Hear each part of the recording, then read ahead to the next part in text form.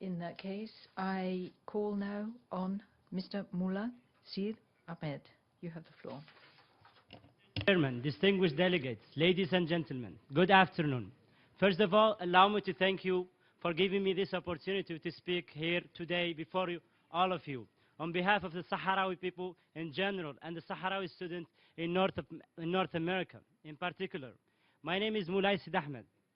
I am a Sahrawi student at Westminster College, a college that brings young and determined men and women from all over the world committed to the values of integrity, fairness, respect, and responsibility, giving them the chance to share, teach, and make a difference in the world today.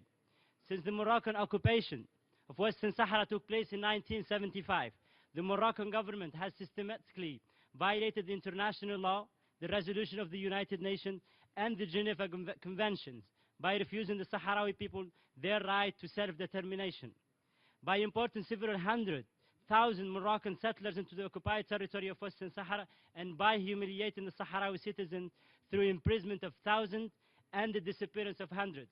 Mr. Chairman, freedom is the most basic of all human rights, and yet, throughout history, many individuals and nations had to struggle to be free. The people of Western Sahara, Mr. Chairman, are no exception. Given that the protests of the Sahrawi in general and the youth in particular, especially in the occupied territory of Western Sahara, have been focused on the right of the Sahrawi people to self-determination and freedom from the Morocco occupation, it is important to remember that this right has been recognized through various United Nations Council and Security and General Assembly resolutions.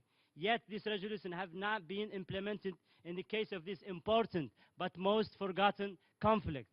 Mr. Chairman, distinguished delegates, the human rights of the Sahrawi population in non-self-governing territory of Western Sahara continue to be routinely violated. In October 2010, Moroccan security forces violently dismantled a peaceful Sahrawi demonstration camp of about 6,500 tents in the desert at Gdeim el-Zik, outside the capital, Laayoune. In September 2012, Morocco refused to allow the delegation of the African Commission on Human Rights and Human and People's Rights to visit the occupied territory. In March 2013, the Moroccan military court sentenced 25 Sahrawi human rights advocates and independence campaigners to prison, including 9 to life sentence, without investigating credible allegation that their so-called confession were extracted under torture. Here are a list of few of them who were sentenced to life in prison: Mohamed Bashir Boutengize, Sid Ahmed Abdallah Yabba, Mohamed Bani, Ibrahim Ismaili, Sid Ahmed Lemjayed, Abdallah Al-Khafaouni, Abd al-Jalil Al-Arousi, and the list goes on. Yet the world keeps a blind eye on this continuous human rights violation. Mr. Chairman, how long will we, the Sahrawi people, have to wait for the solution? Is it going to be another 4 years from now? When will the Sahrawi family be reunited? And most importantly, when will the world take action to end the Moroccan atrocity in Western Sahara? Mr. Chairman, as I conclude, let me remind you that I have lived and continue to live and survive this ongoing dispute. It is my sincere belief that the only solution is to allow the Sahrawi people to express their will in free, fair, and transparent referendum. This referendum can only be achieved through the following actions.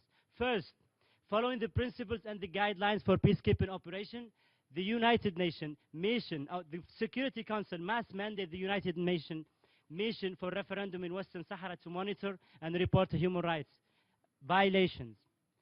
Second, the release of all the Sahrawi political activists and the Moroccan prisoners.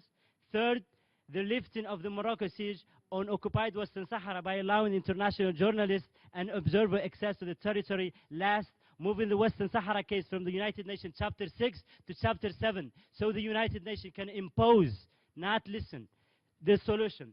In conclusion, Mr. Chairman, allow me to say that denying the Sahrawi people rights for referendum will not only threaten the credibility of the United Nations in the heart and the minds of the Western Sahara people.